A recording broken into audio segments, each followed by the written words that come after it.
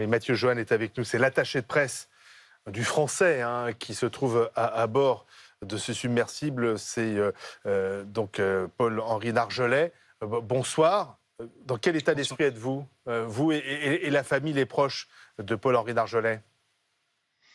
Écoutez, je pense que nous sommes toujours dans l'attente. Nous restons, malgré les informations qui vous parviennent, qui nous parviennent, nous restons confiants et nous savons que notamment les professionnels sur place, qui sont, en tout cas pour l'équipage français, des amis proches de Paul-Henri, font tout actuellement pour essayer de trouver une solution afin de récupérer le sous-marin. Vous avez encore de l'espoir de retrouver Paul-Henri vivant? Oui, parce qu'on connaît bien Paul-Henri, qu'il a déjà été de nombreuses fois dans des situations très difficiles, très délicates, et que dans le cadre de ses nombreuses missions, il lui est arrivé de rester coincé, notamment une fois près de l'épave du Titanic, alors qu'il explorait avec du matériel vidéo qui était censé filmer des images à l'intérieur de l'épave. Il est resté coincé, lui et son équipage, quelques heures, et Paul-Henri nous racontait à quel point il savait garder son calme, et il savait prendre les choses en main dans ces circonstances. Alors, les délais ne sont pas les mêmes. L'accident, a priori, rencontré par le sous-marin, en tout cas l'avarie technique, ne fait pas de doute. Vraiment, nous ne souhaitons pas, en tout cas, moi je ne souhaite pas tirer de conclusion hâtive, et on attend vraiment les informations outre-Atlantique. Bien sûr, mais pourquoi parlez-vous il n'y a pas de doute sur l'avarie technique. Selon vous, ça ne peut être qu'un problème lié au Titan? Je n'en sais rien. De toute façon, a priori, oui. Il est très difficile de savoir ce qui peut se passer en mer. La visibilité, Paul-Henri le raconte. Il le raconte d'ailleurs dans le livre qu'on a écrit ensemble. C'est comme ça que nous nous sommes rencontrés. Il est les fonds sous-marins sont très imprévisibles et très hostiles. C'est très dangereux de plonger. Il le sait. Ils le savent d'ailleurs. Et Paul-Henri n'avait aucun doute sur le fait que plonger était dangereux. Mais c'est sa passion, c'est ce qui l'anime, c'est ce qui le fait rêver. Et à chaque fois, plonger aux abords de l'épave du Titanic était pour lui quelque chose de magique. Donc j'espère que la magie ne va pas s'arrêter là.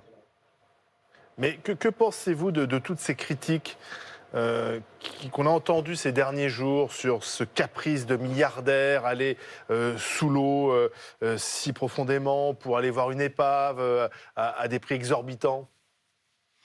Écoutez, moi, j'en pense rien. Je suis pas au bar du coin en train de disserter sur ce qui se passe dans la tête des gens qui souhaitent, en tout cas, aller voir des choses que les gens en général ne peuvent pas aller voir. À moi, ça n'appartient pas, ça appartient à ces gens-là. Ce que je peux vous dire, en tout cas, c'est ce qui intéressait Paul-Henri Nargeolet, c'est ce qui l'intéresse, c'est de pouvoir remonter des objets à la surface. Ça a été toute sa vie, depuis 1987, Paul-Henri Nargeolet plonge sur l'épave du Titanic avec un seul but pour la compagnie qui l'emploie, à savoir le RMS Titanic, c'est de remonter des objets à la surface afin de connaître l'histoire de ce paquebot de légende. C'est le travail des scientifiques. Après, les commentateurs de bars ou de réseaux sociaux, personnellement, m'indiffèrent complètement. Je vais vous faire écouter un témoignage, si vous le voulez bien, Mathieu, celui de Michel Guillen, qui est un ancien journaliste pour la chaîne américaine ABC News et qui, à l'époque, avait fait une expédition il y a 20 ans sur le Titanic, et son expédition avait été prise par un courant et s'était fait projeter contre les pales de l'immense hélice du Titanic, et il s'était retrouvé coincé. C'est très dangereux, ce n'est pas une attraction de Disneyland. Nous passions au-dessus des débris et nous nous approchions de la poupe. Et là, je me suis rendu compte que nous accélérions en même temps que nous nous approchions de l'hélice. Nous allions effectivement de plus en plus vite. Et là, je me suis dit que ce n'était pas normal et que nous devrions ralentir. Nous étions coincés dans un sous-marin à pleine vitesse qui nous a propulsés contre l'hélice du bateau. On s'était fait prendre derrière les lames. Je pensais que je n'allais pas me sortir de là. Je ne veux plus jamais vivre quelque chose comme ça. C'était assez effrayant. Voilà, Michael Guillen, ce témoignage était assez effrayant. Il a cru qu'il allait y rester. Vous avez entendu ce qu'il a dit, Mathieu? C'était risqué, en fait, de monter à bord du Titan.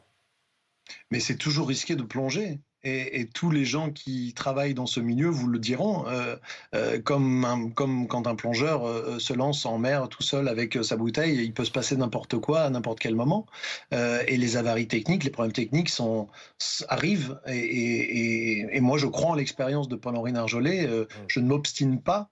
Je reste terre à terre, je reste confiant. Paul-Henri a 35 plongées environ à son actif sur l'épave du Titanic. Il connaît ce terrain-là comme sa poche, ces profondeurs-là comme sa poche. Après, oui, c'est dangereux. Oui, il peut se passer des choses. Oui, l'issue peut être tragique. Mais pour l'instant, encore une fois, je veux rester confiant. J'ai échangé avec lui il y a une quinzaine de jours. Il était très heureux d'être sur place. C'était toujours un grand bonheur pour lui à l'idée de pouvoir partager son expérience du Titanic, de pouvoir raconter ce qu'il voyait, ce qu'il connaît du paquebot de légende. Paul-Henri Narjolet est le plus grand spécialiste au monde du Titanic. Il connaît tout de sa conception au naufrage, en passant évidemment par l'épave. Il a participé à la cartographie 3D de l'épave du Titanic. Il est vraiment intarissable sur le sujet, Paul-Henri.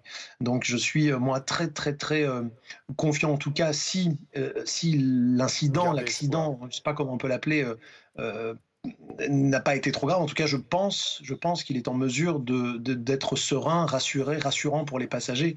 On espère évidemment tous et toutes, et je pense très fort à sa famille, à ses enfants. Je souhaite de tout cœur que Paul-Henri revienne évidemment très rapidement. On comprend votre émotion, Mathieu Joanne. Merci d'avoir été avec nous ce soir. Et bien sûr, gardons espoir